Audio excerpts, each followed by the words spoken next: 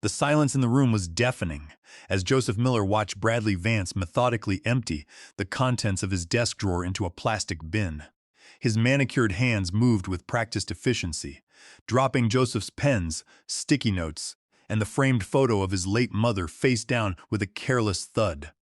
Outside, rain pattered against the windows of the Pediatric Cardiac Innovation Lab he had built from nothing over 5 arduous years.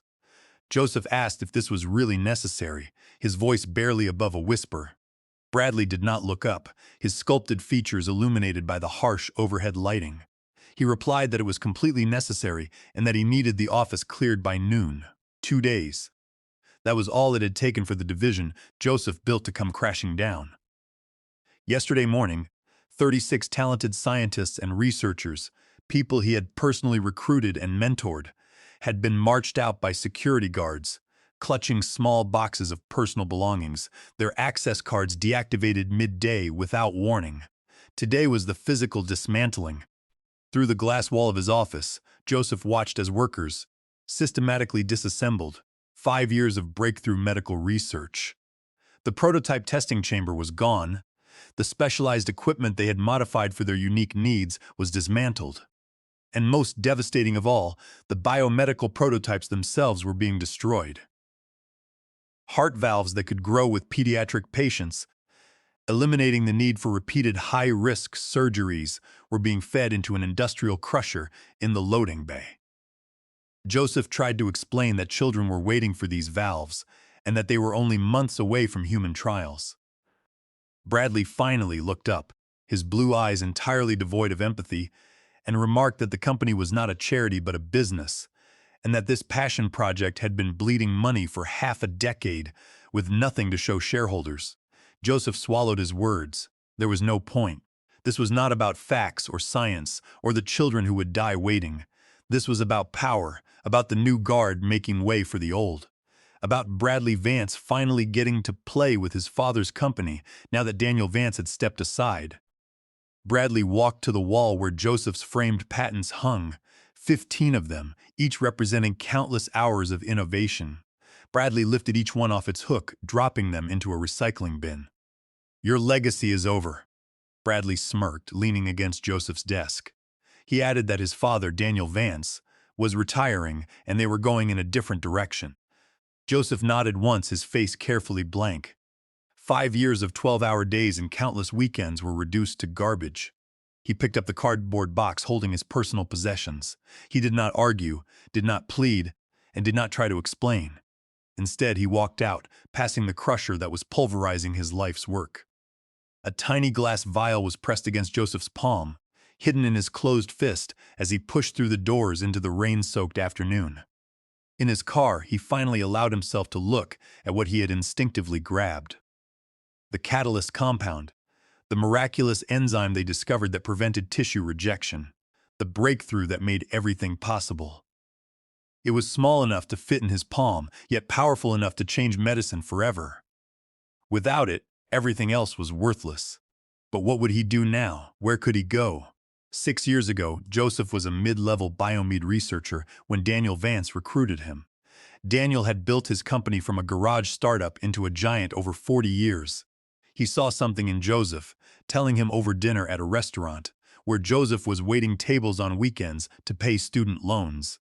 Joseph knew what fighting meant.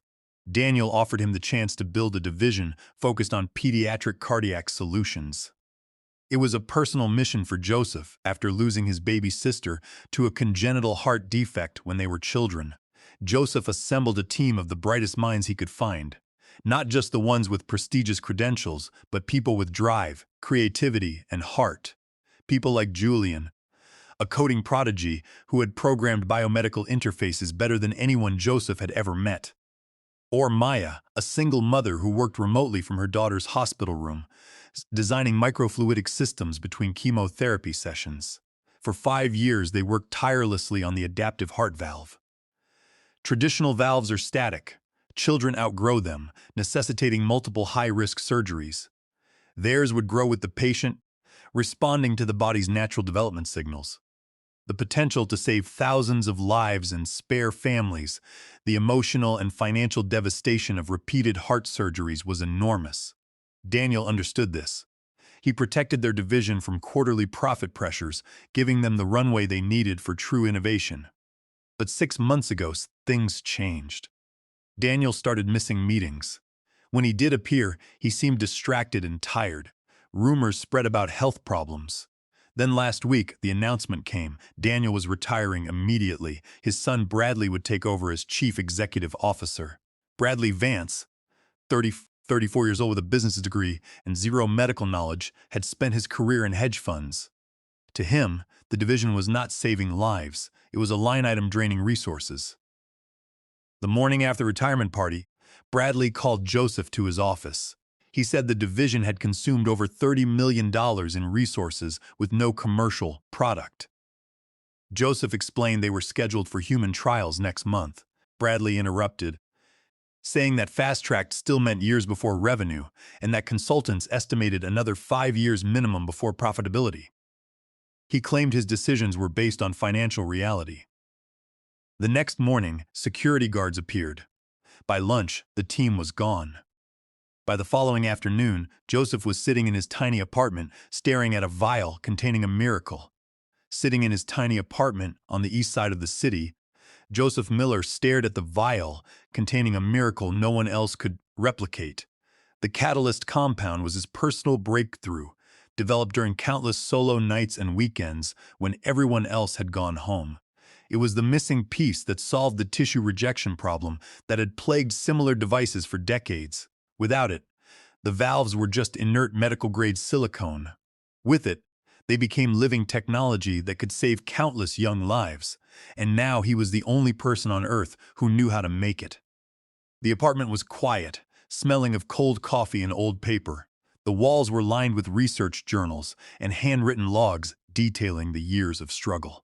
His phone buzzed, displaying an unknown number. He hesitated before answering, hearing the hushed and tense voice of Liam, his former lab technician. Liam apologized for calling, explaining that he was speaking from a private bathroom in the office. He asked if Joseph was okay or if he had found another position. Joseph replied that he was fine but currently unemployed. Liam explained that Bradley was presenting to the board on Monday, claiming Joseph's work, the valve design, and the trial protocols as his new strategy. He was telling investors he was streamlining the innovation process and promising commercial deployment within 18 months. Joseph's grip tightened around the phone. He declared that it was impossible, since Bradley did not even understand how the technology worked. Liam whispered that Bradley was bluffing his way through meetings, using their slides and data, but that he had kept one set of prototypes for show. However, without the catalyst, the prototypes were just empty shells. Liam added that the Yoshida group was flying in for Monday's demonstration. Joseph's heart nearly stopped. Yoshida Medical Technologies, led by the legendary Dr. Akiko Tanaka, was the largest medical device distributor in Asia. A partnership with them would mean global reach for the valves and billions in potential funding. Joseph realized the implications instantly. Without the catalyst compound, the demonstration would fail spectacularly, the partnership would collapse, and with it, any chance of their valves reaching the children who desperately needed them. He thanked Liam, warning him to be careful, and hung up. He placed the vial carefully in his kitchen cabinet behind the salt and pepper shakers and sat at his small table. He needed a plan. Bradley was playing a dangerous game, one with children's lives as collateral, but he had made a critical error by destroying the lab. He did not understand the complex biological systems beneath the surface value. Sunday morning dawned gray and listless. Joseph had not slept. Instead, he had filled 3 notebooks with calculations, contingencies, and legal strategies. By sunrise, he knew what he had to do. He showered and dressed meticulously in the charcoal pantsuit he had worn to his first interview with Daniel all those years ago. The suit felt like a suit of armor, reminding him of his purpose. His phone rang, and Julian, his head of software engineering, was on the line. Julian explained that Human Resources had emailed him and 10 others from the team, asking them to come in Monday morning to discuss staffing needs. Joseph closed his eyes, seeing the trap instantly. He explained to Julian that Bradley's psychological profile meant he needed technical staff to answer difficult questions when he got in over his head. During the presentation with the Tanaka group, they would be window dressing, paraded in to impress the investors, and then discarded once the contract was signed. Julian asked what they should do. Joseph instructed him to go to the meeting, act grateful for the second chance, say nothing about speaking with him, and take detailed notes on everything Bradley said about the valves. After hanging up, Joseph made another call to Olivia, Daniel's longtime executive assistant who had survived countless regime changes over 30 years. Olivia answered, expressing warmth despite the circumstances, and noted that Daniel would be heartbroken to see what was happening. Joseph asked if she had spoken to him. Olivia sighed, explaining that Bradley claimed his father was taking time away at a wellness retreat in Switzerland, with no contact permitted. Joseph knew that did not sound like Daniel, a man who lived for his company and checked emails even during family crises. Joseph asked Olivia, who was attending the board meeting. She listed the board, senior leadership, the Tanaka delegation, including Dr. Akiko Tanaka herself, and mentioned that Bradley had also added Elena Torres to the invite list. Joseph's stomach tightened. Elena had been his research partner during the earliest valve prototypes, brilliant but ruthlessly ambitious, who had left after Joseph was promoted over her to the director position. Bradley was hedging his bets, planning to offer Tanaka an alliance with Elena if the demonstration failed. Joseph asked if the executive washroom still had the supply closet with the hidden door to the boardroom. Olivia confirmed it did, and that the key code was still Daniel's wife's birthday. Joseph thanked her and hung up. He removed the vial from its hiding place and carefully packed it in a padded case. Whatever happened tomorrow would determine not just his future, but the futures of countless children waiting for their technology. The rest of Sunday passed in a blur of preparation. He contacted former team members, gathering intelligence and setting pieces in motion. By nightfall, he had a clearer picture of Bradley's vulnerable points. He had spent years building the foundation, and he was not about to let a hedge fund manager throw it away. At 5:30 Monday morning, Joseph's doorbell rang. He checked through the peephole and felt his breath catch as he saw Daniel Vance standing on his doorstep. Daniel looked diminished, thinner and grayer than the commanding founder, Joseph remembered, and his normally immaculate appearance was slightly disheveled. His coat was wrinkled, his tie was askew, and his hands were trembling slightly. Behind him idled a black town car with tinted windows. The town car sat silently in the dim morning light, its exhaust condensing in the cool air like a phantom. Daniel walked with a slight limp, leaning heavily on the doorframe as he entered. Joseph closed the door and locked the deadbolt, feeling a sudden chill. Daniel asked if he could come in, his deep baritone voice quieter now and tinged with fear. Joseph stepped aside, allowing him entry to his modest apartment. Daniel apologized for the early hour, explaining that he did not have much time. Joseph mentioned the rumors about Switzerland, and Daniel's eyes widened. He revealed that he had been locked in his lake house since signing the papers. With all communications monitored and his asset transfers frozen, the pieces clicked together in Joseph's mind. This was not a willing succession. Daniel explained that his diagnosis of early-onset Alzheimer's came 6 months ago. Bradley found out, convinced the board that Daniel was already impaired, and threatened a public competency hearing if he did not step down quietly. Daniel admitted he signed everything over to protect his family from public spectacle, not realizing Bradley would immediately dismantle the pediatric valve program. Daniel remarked that he had taught his son business but never humanity, and asked if Joseph still had the catalyst compound. He explained that, without it, the presentation would be just an elaborate puppet show. Joseph remained silent, neither confirming nor denying. Daniel warned that Bradley was telling everyone Joseph had stolen proprietary materials and was prepared to have him arrested if he appeared near the building. Daniel's eyes filled with deep sadness as he expressed his regret. He confessed that he had spent his life building the business, neglecting the duty of teaching his son about empathy and compassion. He realized too late that he had created a cold corporate machine instead of a son. Daniel admitted he had escaped his handlers just to warn Joseph, fearing that if Bradley failed, the valve program would never recover, and if he succeeded through deception, children would receive false hope.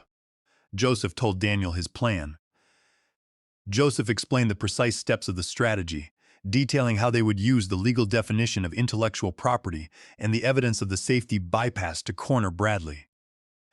Daniel listened with intense concentration, his eyes tracking Joseph's movements as if he were back in the boardroom. With each word, the founder's posture straightened and shadows of his former self emerged. He agreed it was risky but worthwhile and turned to leave, apologizing for failing to protect the company in the end.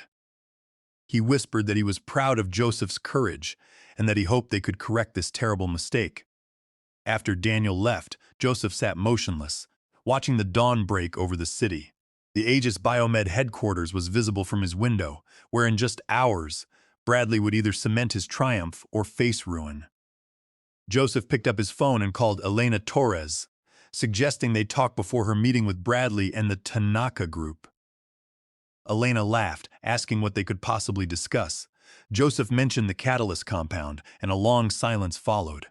She claimed he was bluffing, but Joseph explained he completed the formula 9 months ago and that Bradley did not have it, which was why she was called in as backup. Joseph proposed a meeting at Riverside Park in 40 minutes alone. Elena asked what he was proposing.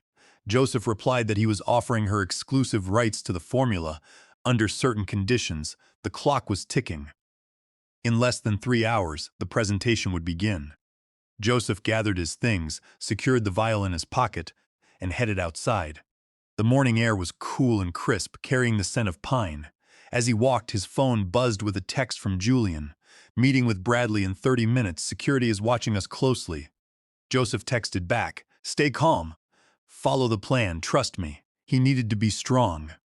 He reached the park and saw Elena pacing by the north entrance. They had been close colleagues once, before ambition drove them apart. She was wearing a designer trench coat, looking as sharp and defensive as ever. Joseph approached her, and they sat on a cold concrete bench near the river, watching the brown leaves drift on the water. They spent a few minutes reflecting on their graduate school days, when they had worked together in the university lab, dreaming of changing medical science before rivalry got in the way. Joseph pulled a small notebook from his pocket and opened it, showing her the molecular details. Elena stared at the formula in silence, her eyes tracing the carbon rings. She acknowledged that it was brilliant and asked why he was sharing it. Joseph explained that he wanted their work to survive, and that he wanted to offer her a partnership with him and the Tanaka group to develop the technology together, free of Bradley's control, but only if she agreed to state the scientific truth during the board meeting. Joseph walked toward Elena, who looked tense as she watched a sleek black sedan pull away from the curb nearby. The window of the sedan had lowered briefly, revealing Dr. Akiko Tanaka, who had intercepted Joseph minutes earlier to discuss the presentation. Dr. Tanaka had explained that her grandson, Kenji's heart was showing signs of severe strain, and she needed to know if the valve technology was real. She turned the display of her medical monitor toward him, showing the irregular patterns of Kenji's heartbeat. He was only 7 years old, born with a severe congenital heart defect known as truncus arteriosus. He had already undergone 2 major open-heart surgeries, which had left his chest scarred and his heart weakened. A third surgery using traditional, non-growing valves would be highly risky, perhaps fatal. She needed to know if the adaptive valve was real, because for her, this was a matter of life and death, not corporate strategy. Joseph had assured her it was, but explained that without the catalyst compound, the prototypes were useless. Dr. Tanaka had revealed that her legal team was reviewing Plan B, which was an acquisition proposal to purchase the pediatric division as a separate entity. Her lawyers believed that since Joseph developed the catalyst compound independently outside of work hours, the patents did not cover it under his employment agreement. This was because under Title 35 of the United States Code, Section 271, the developer holds the rights if developed outside company hours without company resources. She handed him the draft documents, showing that they were prepared to bypass the parent company entirely to secure the technology. Elena greeted Joseph with a sharp remark about his lateness. Joseph ignored the comment and led her to a bench, where he produced a small notebook and slid it toward her, showing the molecular structure on page 47. Elena's eyes widened as she scanned the formula, describing it as elegant. Joseph explained that the elegance took 2 years to achieve. Elena asked why he was offering her the rights. Joseph replied that Bradley had destroyed their work out of arrogance, and that children like Kenji needed the technology. He added that despite their differences, Elena was a brilliant researcher who would develop it properly. Elena was suspicious, asking what he wanted in return. Joseph demanded her testimony at the board meeting, asking her to publicly verify that the valve could not function without the catalyst compound. Elena laughed, pointing out that torpedoing her relationship with a major client was career suicide.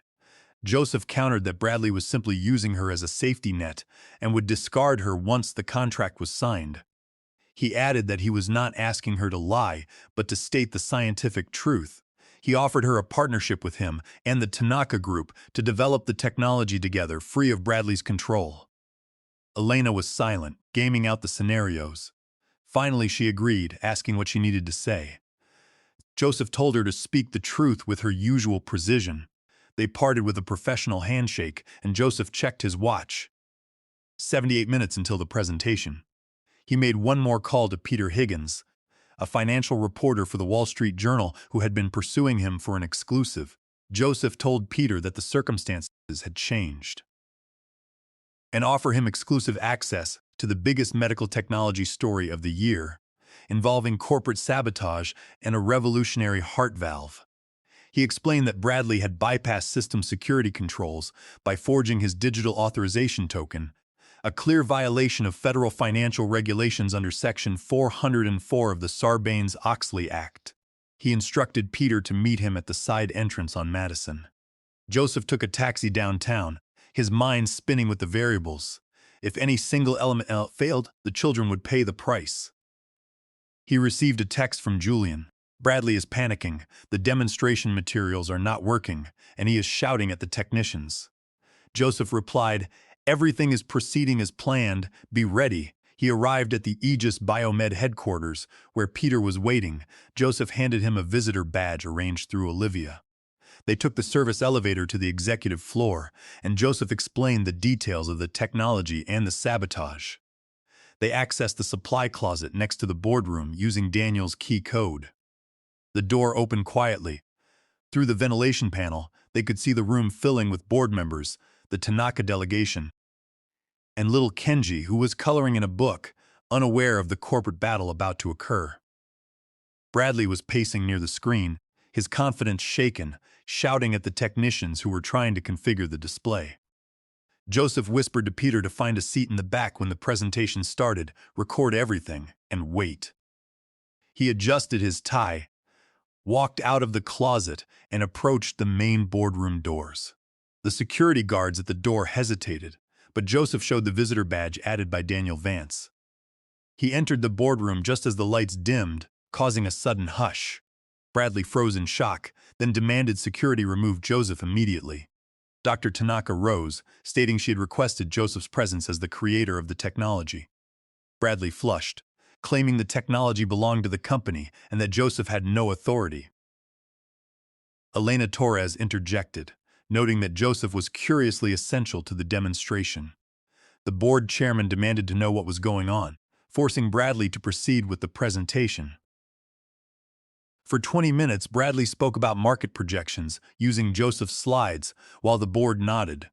But when he reached the practical demonstration, his composure cracked. He showed the valve prototype, claiming it integrated seamlessly with growing heart tissue.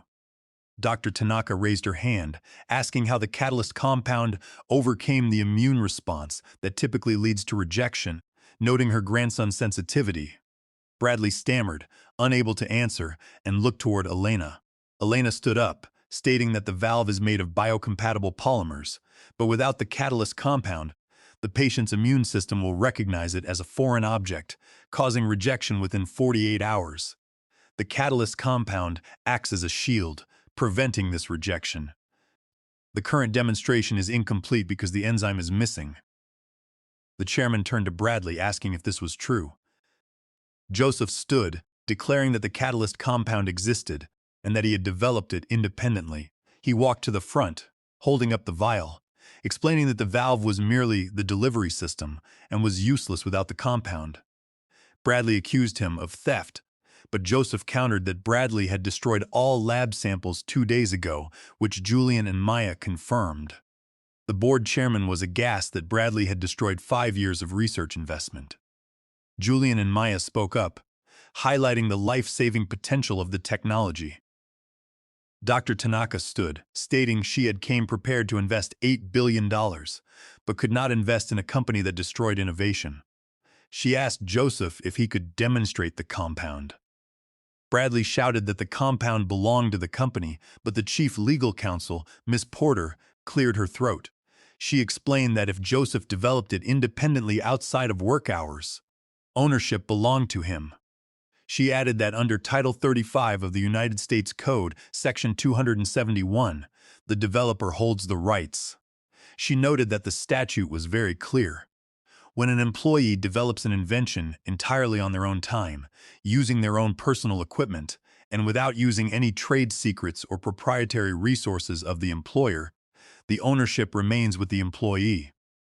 Joseph's logs were meticulous, showing that all synthesis experiments for the catalyst compound were done in his home garage laboratory on Saturdays and Sundays.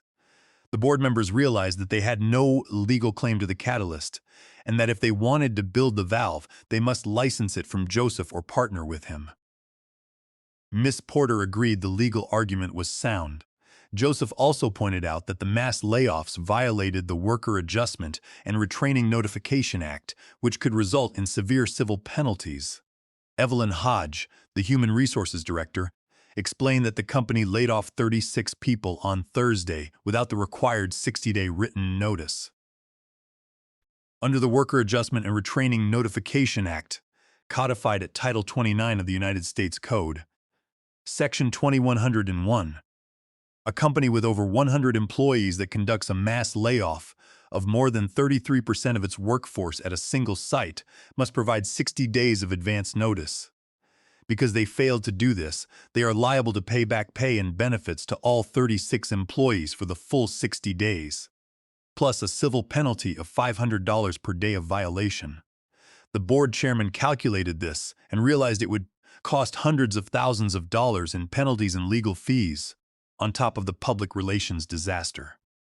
Bradley lost his temper completely, screaming at the board members that they were cowards and that Joseph was a thief. He tried to grab the vial from Joseph's hand, but the security guards stepped in and restrained him.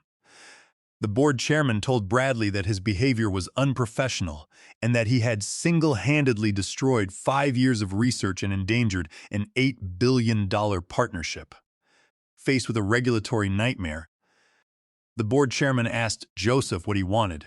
Joseph demanded Bradley's removal, his own appointment as executive director of the division, with full autonomy, the reinstatement of Daniel's team, and a base salary of $380,000. He also demanded that the company partner directly with the Tanaka Group. The board recessed and 45 minutes later voted unanimously to remove Bradley, reinstate Daniel as interim chairman, and accept the $8 billion partnership. Bradley was escorted from the building by security, his career ruined. 2 months later, Kenji became the first recipient of the adaptive heart valve, and the procedure was a global success. Joseph stood in the restored laboratory with Julian and Maya, looking at the sunset. They had saved the technology and the children. Sometimes, the best revenge is not destroying your enemy, but building something so valuable that they become entirely irrelevant.